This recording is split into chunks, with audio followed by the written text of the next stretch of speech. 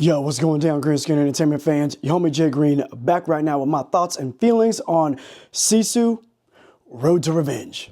Yo, this movie basically came out of nowhere, but didn't come out of nowhere. I seen the original Sisu back in the day, thought it was dope. I got a review for it right here on my channel. Check it out if you want to.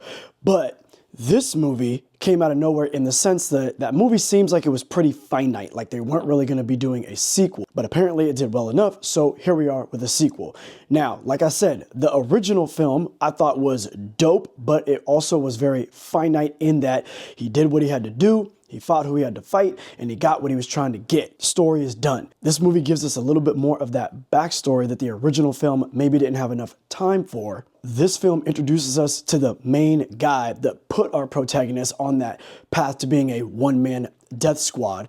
It introduces us to some new adventure as well as some dope action set pieces. Now, off the top, as far as a film is concerned, I think that this movie is dope. It's a great follow-up to the original. The unfortunate thing with this movie, it's only in the very beginning of the film that it's kind of more grounded, a little bit more dark in tone as to, okay, here he is after what we just seen. Yeah, the only real negative things I have to say about this film was that it might have just stretched believability a bit too far and jumped the shark, right? In the first movie, they build up to it gradually, the things that this guy can do, kind of showcasing the myth and the legend of this person. You dig?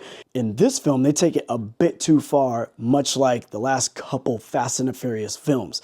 It's still filmed and directed in a way that is believable enough and respects the audience's integrity of buying into what's jumping off here, right? Because they are trying to make this feel like a realistic movie, but at the same time showcase this dude as a myth and a legend. But in the first movie, there's a scene where he's being hung and he's able to kind of save himself by like launching himself into like a nail or a big rod sticking out of this post. You're like, I don't know if I can take that type of pain, but I'll believe it.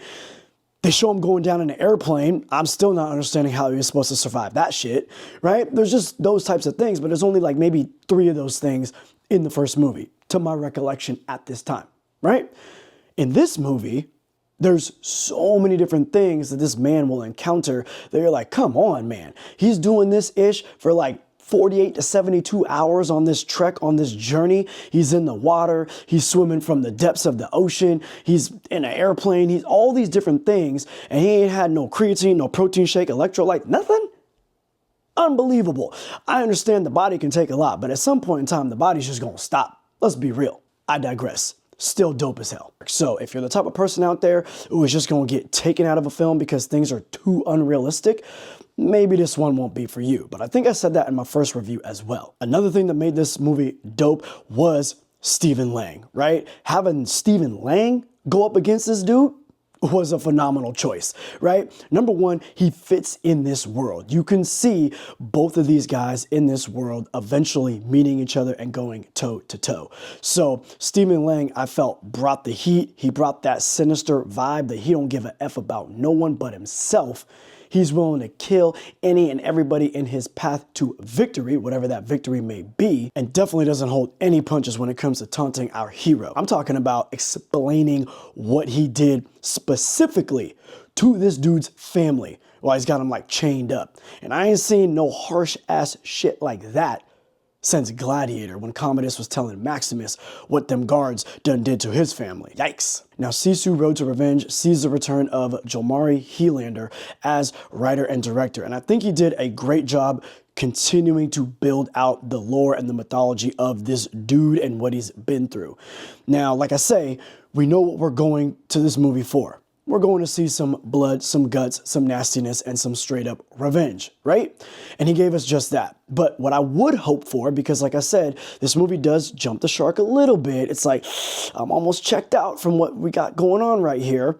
I would like it to be a little bit more of the same tone as the original, a bit more grounded. So if this movie does well enough and we get more from this writer and director, I would like to see the next fight, the next stage, the next level. Like, are they going to keep going after him? Is he going to find a new fight that he has to take on? What's it going to be? But maybe bring it down a notch in regards to some of the unrealistic action. Dope as hell, yes, but still, bring it back down just a little bit. That's really, honestly, the only thing negative I have to say about the film. Everything else I thought was great, and what we got from the first film to this one seems like a perfect follow-up. Now, the one thing that the movie doesn't explain, and I'm not mad that they didn't explain it because it leaves a little bit of a mystery to Stephen Lang's character, is he's locked up in the beginning of the movie, and they bring him out in order to go get this dude. Right? So in that sense, it kind of reminded me of the reason why they got John Spartan out in Demolition Man to go get Simon Phoenix. Send a maniac to catch one. Now, without knowing the real reasons as to why he was locked up, I would have to imagine it's because he was breaking the rules of engagement or just murdering people and not actually following proper orders and proper procedures, because they say in the trailers, you got to go fix this mess that you made. So that movie might be interesting. Was this dude trying to get back to his family? Did he know this was the guy that did it and then he slipped through his clutches? I'm here for that prequel, but I digress. Bottom line is, I had a lot of fun with this film. I thought it was a great follow-up to the original. The acting from Stephen Lang and Adam Corpy, if I'm saying his name correctly, is great. I believe every second that they want to murder each other is real. I thought the action and the direction of the action was dope as hell. There's great landscape, wide shots showing you aerial situations on the ground, showing you where each character is. You can kind of predict what's about to happen. Maybe it doesn't happen in the way you think, and then when it does, you're like, oh shit, that was crazy. There was one moment early on this road chase, right? Very Mad Max Fury Road style, that this one thing happens, this happens, that happens, and you're like, oh man, and then boom, something else happens. And I was like, oh shit, I didn't see that coming. And it was just so much fun. So if you're into this type of a film, action, revenge, blood, all of that jazz, and it's a simple film, there's like not a lot of dialogue, this is going to be the movie for you. If you're not really into that and you need something a little bit more meaty when it comes to the plot and the thought-provoking dialogue and things of that nature, maybe skip this one, watch it on streaming, whatever. But that being said, I thought it was fly and y'all should check it out. It's worthy of a watch on the big screen. Also, I will say this movie could have easily been put onto streaming given what we get on streaming these days. Not saying it's a streaming style film, just saying that the plot is rather thin. Simple revenge tale, action set pieces, hardly any dialogue. But I loved watching it on the big screen, and I think you will too. Yo, let me know if you're trying to check this one out. If you've already checked it out, what'd you think about it? Sisu, Road to Revenge. I'm giving it 2 thumbs up. Your homie, Jay Green. I'm out.